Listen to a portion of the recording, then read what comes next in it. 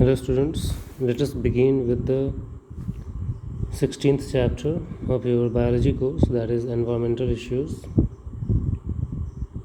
This mostly will deal with pollution, type of pollutants and type of pollutions also. What are the different measures to control the pollution?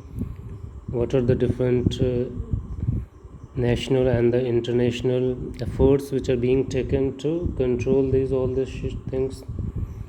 ठीक है,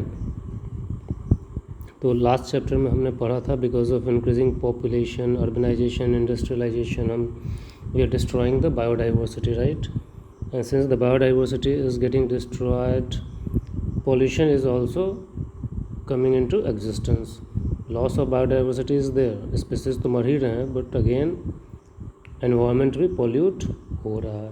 so the pollution is what, जब हम बोल रहे हैं pollute हो रहा है तो इसका मतलब क्या होता है? इसका मतलब होता है, पॉल्यूशन का मतलब होता है इट्स अ अनडिज़ायरेबल चेंज, जो अनडिज़ायरेबल, जिसकी इच्छा नहीं थी हमें लेकिन फिर भी वो हो रहा है. Undesirable change in the physical, chemical and the biological character of environment. अब एनवायरनमेंट की किसी भी चीज़ की अभी बात कर ले, एयर की बात कीजिए, सॉइल की बात कीजिए, लैंड की बात कीजिए, ठीक है, and they get adversely affected.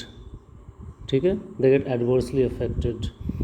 Environment तो होता ही है, and adverse effect is also on the lifes of humans, plants, species, natural resources, industrial processes, cultural assets, everything gets disturbed.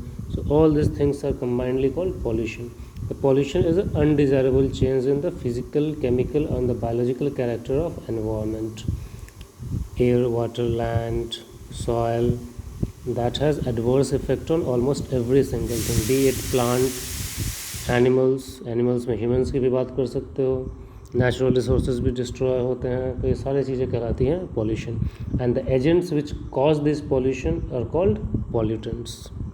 Okay, अब ये जो क्या पॉल्यूशंस जो होते हैं, जो what are the reasons for the pollutions, तो बेसिक कॉज जो होते हैं इनको हम दो कैटेगरीज में रखते हैं. ठीक है, man made and natural. Naturally भी पॉल्यूशन होता है, ऐसा नहीं कि नेचुरली नहीं होता, उससे भी होता है. अभी बोलूँगा तो आपको समझ में आ जाएगा कैसे. ठीक है, तो पॉल्यूशन करने वाले कैसे हो सकते हैं? मैन मेड हो सकते हैं एंड नेचुरल. सबसे पहले नेचुरल की बात करते हैं. आप देखते होंगे वोल्केनिक इरप्शंस वगैरह होता है, राइट? तो क्या होता है, लावा वगैरह बाहर निकलता है, harmful gases such as methane and butane, all these harmful gases are released into the environment. CO, carbon monoxide is released. ठीक है, डस्ट वगैरह एनवायरनमेंट में आता है, नाइट्रोजन के ऑक्साइड्स रिलीज होते हैं, एमिशन ऑफ नेचुरल, कभी कभी ज़मीन फटता है तो गैसेस वगैरह, नेचुरल गैस निकलते हैं, अल्ट्रा वायलेट रेज है. So these are what, these are the natural agents which can cause pollution. 99% pollution is caused by nature. आप सरप्राइज्ड हो गए, हम बोलते हैं कि हम लोग डिस्टर्ब कर रहे हैं एनवायरनमेंट को, लेकिन आइडियली और actually, not ideally, actually 99% pollution is caused by natural. लेकिन बेटर पार्ट क्या होता है कि नेचर अपने आप को बैलेंस करता है. ठीक है, so that's the thing. And man made pollutants और पॉल्यूशन, जिसको हम एंथ्रोपोजेनिक पॉल्यूशन भी बोलते हैं, that is caused by human activity, जैसे कि industrial emission, effluent, pesticides, fertilisers, sewage, burning of fossil fuels, cutting of forests and all this things. Less than 1% of the pollution is done by human, but still that itself is disturbing the environment. आप सोच सकते हो, हमारी we are just 1% which are contributing towards the pollution, but still that 1% has a bigger impact on environmental pollution as compared to the 99% of the damage done by nature. आप खुद सोच लो क्या हालत है. हमारी 1% एक्टिविटी इन्वायरमेंट को उतना pollute कर दे रही है जितनी कि 99% नेचुरल कॉज नहीं कर रहे हैं. ठीक है, हमारे अल्ट्रा वायलेट रेज वगैरह जो नेचर के कारण होता है, कितना डैमेज है, लेकिन चीज़ें बैलेंस हो रही हैं अपने आप के कारण. ठीक है, हम लोग CO2 बहुत ज़्यादा रिलीज़ कर रहे हैं इंडस्ट्री के कारण, फॉसिल फ्यूल्स के बर्निंग के कारण, तो ऑल दिस थिंग्स चीज़ें हो रही हैं। तो ये था बेस्ड ऑन द नेचर। एक दूसरा होता है क्लासीफाई करने का तरीका पॉल्यूटेंट्स का, primary pollutant and the secondary pollutants. ठीक है, प्राइमरी पॉल्यूटेंट्स वो होते हैं विच परसिस्ट इन द एनवायरनमेंट, मतलब इस एनवायरनमेंट में स्टे करते हैं काफ़ी लंबे टाइम के लिए, जब वो एनवायरनमेंट में पास कर दिए जाते हैं, पहुंच जाते हैं। ओके, तो ये सब डिपेंडिंग ऑन किस तरीके से एग्जिस्ट करते हैं नेचर में, उसके हिसाब से दो टाइप के हैं, primary and secondary pollutant. Primary pollutant once passed into the environment they persist in their original form for longer time, जैसे कि CO2, SO2, DDT, ये सब क्या होते हैं, प्राइमरी पॉल्यूटेंट्स होते हैं। Then come secondary pollutants. Secondary pollutants वो होते हैं जो एनवायरनमेंट में प्राइमरी पॉल्यूटेंट्स के रिएक्शन के बीच होता है, उनके बीच में, तो वो बन जाते हैं, जैसे कि ऑक्सीजन होगा, पेरोक्सी एसिटाइल नाइट्रेट्स होते हैं, ये सब जो होते हैं नाइट्रोजन ऑक्साइड्स के रिएक्शंस और हाइड्रोकार्बन्स के रिएक्शंस के कारण बनते हैं। O3 क्या होता है, ऑक्सीजन के दो मॉलिक्यूल्स जब एक सिंगल ऑक्सीजन एटम से कंबाइन करता है तब बनता है। ठीक है, सेकेंडरी पॉल्यूटेंट्स जो होते हैं मोर हार्मफुल होते हैं compare to the primary pollutants. ठीक है, और उनका ये इन्हेंस्ड इफेक्ट, इंक्रीज्ड इफेक्ट को कहलाता है सिनर्जिज्म। क्या कहते हैं, सिनर्जिज्म, मतलब सिनर्जी हो रही, कंबाइंड फॉर्म में ज़्यादा हार्मफुल है वो। ठीक है, तो ये एक तरीका हुआ क्लासीफाई करने का, प्राइमरी एंड सेकेंडरी। प्राइमरी जो अपने ओरिजिनल फॉर्म में एग्जिस्ट कर रहे हैं, सेकेंडरी जो प्राइमरी पॉल्यूटेंट्स के रिएक्शन के कारण बनते हैं, and primary secondary pollutants are more harmful than primary pollutants and their enhanced effect is called synergism. एक दूसरा तरीका होता है क्लासीफाई करने का, क्वालिटेटिव एंड क्वांटिटेटिव पॉल्यूटेंट्स। ठीक है, क्वालिटेटिव एंड क्वांटिटेटिव। क्वालिटेटिव पहले की बात करते हैं। क्वालिटेटिव वो होते हैं which function as pollutants due to their nature. Quality वही होता है ना, नेचर, अपने नेचर के कारण वो पॉल्यूटेंट की तरह एक्ट करते हैं। वो एनवायरनमेंट में जनरली प्रेजेंट नहीं होते हैं, लेकिन उनको एनवायरनमेंट में पास करते हैं अपनी ह्यूमन एक्टिविटी से। जो हमने प्राइमरी पॉल्यूटेंट की बात की थी, याद है, DDT, CO2 वगैरह, वो एनवायरनमेंट में नेचुरली नहीं है, हम पास करें। तो प्राइमरी पॉल्यूटेंट को इस आधार पर जब डिवाइड करोगे तो they would be called qualitative, nature के कारण। ठीक है, दूसरा होता है क्वांटिटेटिव। क्वांटिटेटिव पॉल्यूटेंट्स वो होते हैं जो एनवायरनमेंट में एक लिमिट तक मौजूद है तो कोई हार्म नहीं है, लेकिन उससे कहीं ज़्यादा बढ़ना शुरू हो जाते हैं तो वो क्वांटिटेटिव पॉल्यूटेंट्स हो बन जाता है, मतलब वो फिर प्रॉब्लम क्रिएट करते हैं। जैसे कि CO2 एनवायरनमेंट में बहुत ज़्यादा मौजूद है, हार्मफुल भी गैस नहीं है वो, लेकिन ज़रूरत से ज़्यादा हो जाता है तो प्रॉब्लम है, तभी जाके हमें ग्रीन हाउस इफेक्ट वगैरह मिल रहा है। ठीक है, कार्बन मोनोऑक्साइड वो भी एनवायरनमेंट में होता है, लेकिन एक लिमिट तक वो हार्म नहीं करता है, लेकिन वो हार्मफुल गैस है। लेकिन गाड़ियों वगैरह के जो स्मोक वगैरह निकलते हैं व्हीकल्स के, उसमें कार्बन मोनोऑक्साइड बहुत ज़्यादा होता है, तो इन जनरल एक ज़रूरत से ज़्यादा उसका अमाउंट हो गया एनवायरनमेंट में, तो क्या कहलाएगा, क्वांटिटेटिव। ठीक है, एक तीसरा होता है तरीका डिवाइड करने का पॉल्यूटेंट्स का, based on their ability to get degraded. Degradable pollutant है, नॉन डिग्रेडेबल पॉल्यूटेंट, ये तो आप बहुत पहले से भी पढ़ रहे हो सब चीज़ें। ऐसे पॉल्यूटेंट्स जो after some time being in the environment they automatically get destroyed either itself और by some micro organisms and all. ठीक है, ऐसे पॉल्यूटेंट्स को बोलते हैं डिग्रेडेबल पॉल्यूटेंट, और इसमें जो माइक्रो ऑर्गेनिजम्स के कारण डिस्ट्रॉय होते हैं दे आर कॉल्ड बायोडिग्रेडेबल। जैसे कि सीवेज होता है, किचन वेस्ट होता है, मार्केट का गार्बेज होता है, सब्जी मार्केट वगैरह का, वो सब बायोडिग्रेडेबल होते हैं। ठीक है, नेचुरल एक्टिविटी के कारण, मतलब कि माइक्रो ऑर्गेनिजम्स के कारण वो कन्वर्ट हो जाते हैं मिनरल्स वगैरह में, जो कंपोस्ट, मैन्योर वगैरह बन जाता है, बायोगैस वगैरह बनता है, तो दे आर डिग्रेडेबल पॉल्यूटेंट्स।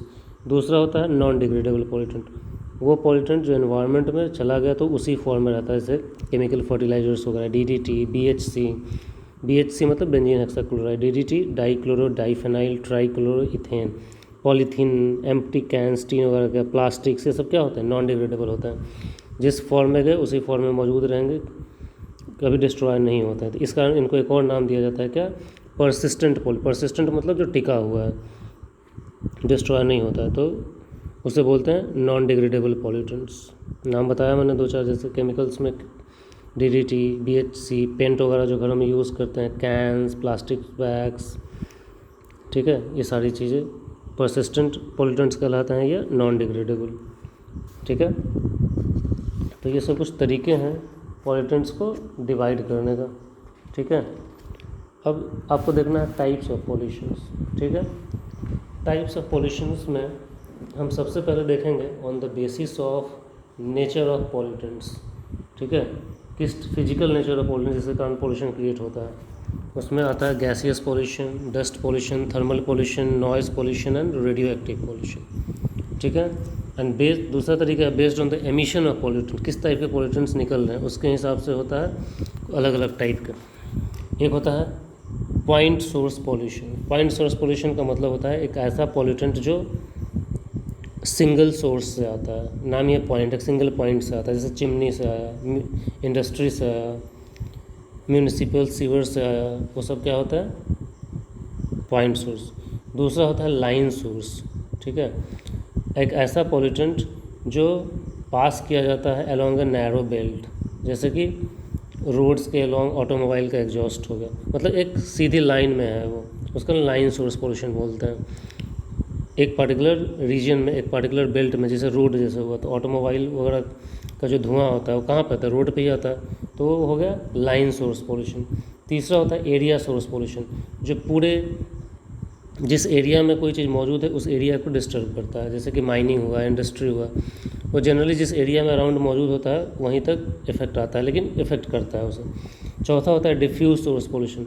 नाम ही है डिफ्यूज, मतलब जो बहुत ज़्यादा लार्ज एरिया में पॉल्यूशन करता है, जैसे कि पेस्टिसाइड्स, फर्टिलाइजर्स, ये सब क्या होता है आप डालते तो एक जगह पे हो, लेकिन पानी से बह के वो नदियों वगैरह में जाता है और दूर तक पॉल्यूशन क्रिएट करता है। पांचवा टाइप होता है फिक्स्ड सोर्स पॉल्यूशन। नाम से ही आपको पता लग रहा है, जो पॉल्यूटेंट्स जो होते हैं फिक्स्ड स्पॉट से पास किए जाते हैं, जैसे कि इंडस्ट्रीज़ वगैरह, स्मेल्टर्स से, इलेक्ट्रिक पावर प्लांट से, फिक्स्ड सोर्स है, उसी से ही वो निकल रहा है। और फिर होता है एक mobile source pollution, moving structure से, जैसे कि ट्रांसपोर्ट व्हीकल्स वगैरह हुआ, मोबाइल है वो एक जगह से दूसरी जगह जा रहा है, जहाँ जहाँ जाएगा वहाँ वहाँ पे प्रॉब्लम क्रिएट करेगा, ठीक है। तो ये कुछ इंट्रोडक्टरी आइडिया है आपके पास पॉल्यूशंस को लेके। हमने पॉल्यूशन का डेफिनेशन देखा, देन पॉल्यूटेंट्स क्या होते हैं वो देखा, फिर पॉल्यूटेंट्स को अलग अलग तरीके से डिवाइड किया, जैसे primary pollutant, secondary pollutant, degradable, non degradable and qualitative and quantitative.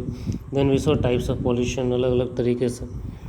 अब ये जितने भी पॉल्यूटेंट्स निकलते हैं ये सब एयर को, लैंड को, वाटर को, सबको पॉल्यूट करते हैं। तो अब जनरली अब हम पढ़ेंगे एयर पॉल्यूशन, वाटर पॉल्यूशन, इन सब चीज़ों के बारे में, ठीक है।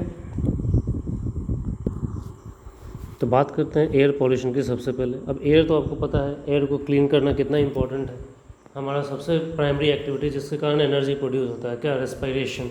उसके लिए हमें O2 की ज़रूरत होती है, और वो पूरा का पूरा कहाँ से हमें मिलता है, एटमॉस्फेयर से ही मिलता है, ठीक है।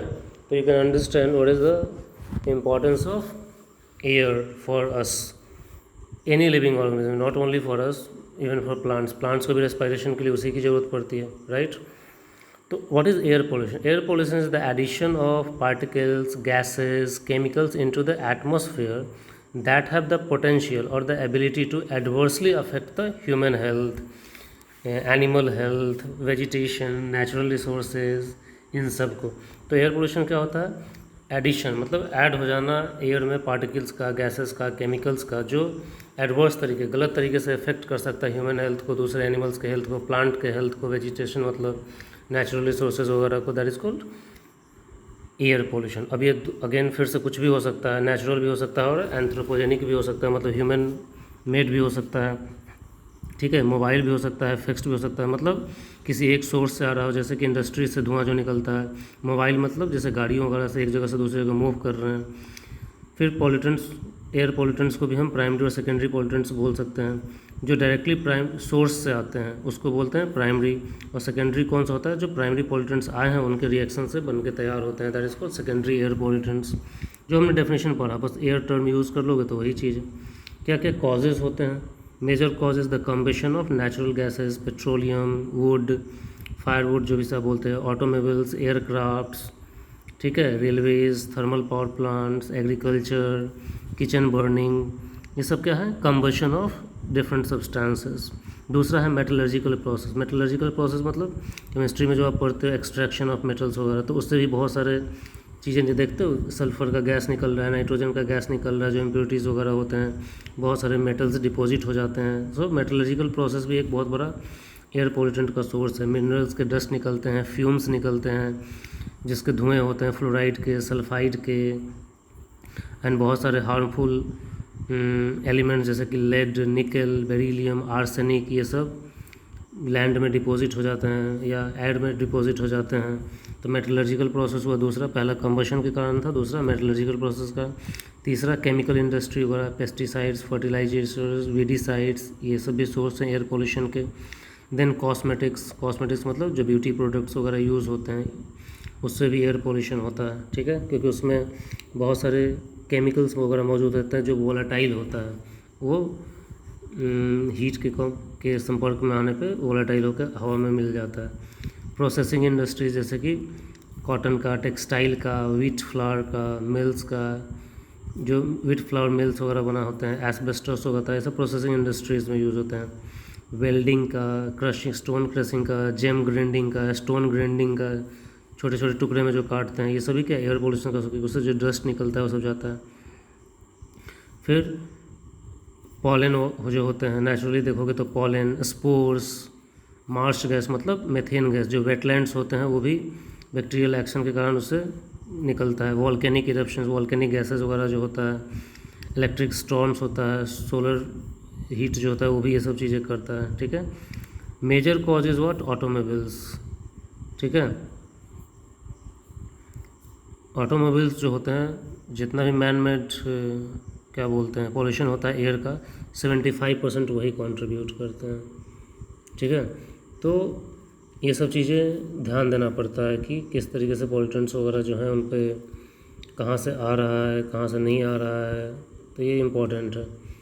फिर किसी एरिया में कोई इंडस्ट्री पार्टिकुलर रूप से कॉन्सेंट्रेटेड होती है, जैसे कि कॉटन इंडस्ट्री पूरा का पूरा गुजरात में भरा पड़ा है, अहमदाबाद, सूरत वाले एरिया में, तो वहाँ से कॉटन से चूँकि एक ही इंडस्ट्री भरे पड़े हैं तो उससे रिलेटेड पॉल्यूशन उसके अराउंड एरिया में बहुत ज़्यादा है, ठीक है। जितना भी एयर पॉल्यूशन जो होता है उसमें 52% पॉल्यूशन कार्बन मोनोऑक्साइड के कारण होता है, 18% लगभग SO2 के कारण होता है, 12% दूसरे हाइड्रोकार्बन्स के कारण होता है, 6% नाइट्रोजन के ऑक्साइड्स के कारण होता है, 10% to 12% अदर रीजन्स आते हैं। तो सबसे ज़्यादा एयर पोल्यूशन का रीज़न क्या है, कार्बन मोनोऑक्साइड गैस है, ठीक है। अब जो टाइप्स ऑफ पॉल्यूटेंट्स हम लोग बता रहे हैं, तो प्राइमरी पॉल्यूटेंट्स, सेकेंडरी पॉल्यूटेंट्स, इन सब के बारे में थोड़ा बहुत हम डिस्कस कर लेते हैं, ठीक है। प्राइमरी पॉल्यूटेंट्स में सबसे पहले कार्बन मोनोऑक्साइड के बारे में ही बात कर लेते हैं। हमने बोला क्या 52% वही रीजन है। तो कार्बन मोनोऑक्साइड क्या है, जब कोई भी चीज़ इनकम्प्लीट कंबस्ट, कम्प्लीटली बर्न नहीं हो पाता है, क्योंकि कम्प्लीटली बर्न हो जाता है तो CO2 निकलता है, तो that is relatively less pollutant, उसका कॉन्सेंट्रेशन बढ़ता है तब वो हार्मफुल होता है। लेकिन जब इनकम्प्लीट कंबशन होता है, मेटलर्जिकल ऑपरेशंस वगैरह जो होते हैं, या फिर वेटलैंड्स मैंने बताया, वो सब नेचुरली रिलीज़ करते हैं क्या, कार्बन मोनोऑक्साइड गैस को, ठीक है। जो सिगरेट होता है, ऑटोमोबाइल्स होता है, ये सब भी CO गैस को रिलीज़ करते हैं। अब हमें पता है CO जो होता है बहुत ही हार्मफुल गैस है। This has the ability to combine with the haemoglobin in our blood and forms carboxy haemoglobin. तो जब कार्बोक्सी हीमोग्लोबिन बन जाता है, मतलब कार्बन मोनोऑक्साइड हीमोग्लोबिन से कंबाइन कर जाता है, तो हीमोग्लोबिन फ्री नहीं होता है ऑक्सीजन से बाइंड करने के कारण, जिस कारण लोगों के अंदर सफोकेशन होती है, सांस लेने में प्रॉब्लम होती है, और बहुत ज़्यादा एक्सपोजर हुआ तो आदमी का डेथ भी हो सकता है। दूसरा रीजन में आप डाल सकते हैं कार्बन मोनोऑक्साइड। जनरली ये गैस हार्मफुल नहीं होता है, लेकिन एक पार्टिकुलर रीजन से ऊपर, कॉन्सेंट्रेशन से ऊपर इसका कॉन्सेंट्रेशन बढ़ने लगता है तो ये हार्मफुल हो जाता है। क्यों? क्योंकि हम जानते हैं कि ये क्या करता है, ये ग्रीन हाउस गैस है, ये गर्मी को बढ़ाता है, ठीक है। सो ये सब प्राइमरी पॉल्यूटेंट्स हैं, carbon monoxide and carbon dioxide. फिर हाइड्रोजन सल्फाइड, ये जो होता है ये भी सल्फ़र कंटेनिंग ओर्स वगैरह से निकलता है, रिफाइनरी से, केमिकल प्लांट से, तो ये भी एक टाइप का प्राइमरी पॉल्यूटेंट ही है। फिर सल्फ़र के दूसरे, ये तो हमने सल्फ़र का हाइड्रोजन के साथ देखा। फिर सल्फ़र के ऑक्साइड्स वगैरह जो होते हैं, ये सब भी कहाँ से आते हैं, मेटलर्जिकल प्रोसेस से ही आते हैं। आयरन, कॉपर, इन सब जो सल्फाइड ओर्स वगैरह आता है, याद है रोस्टिंग प्रोसेस से इनको SO2 में कन्वर्ट करते थे।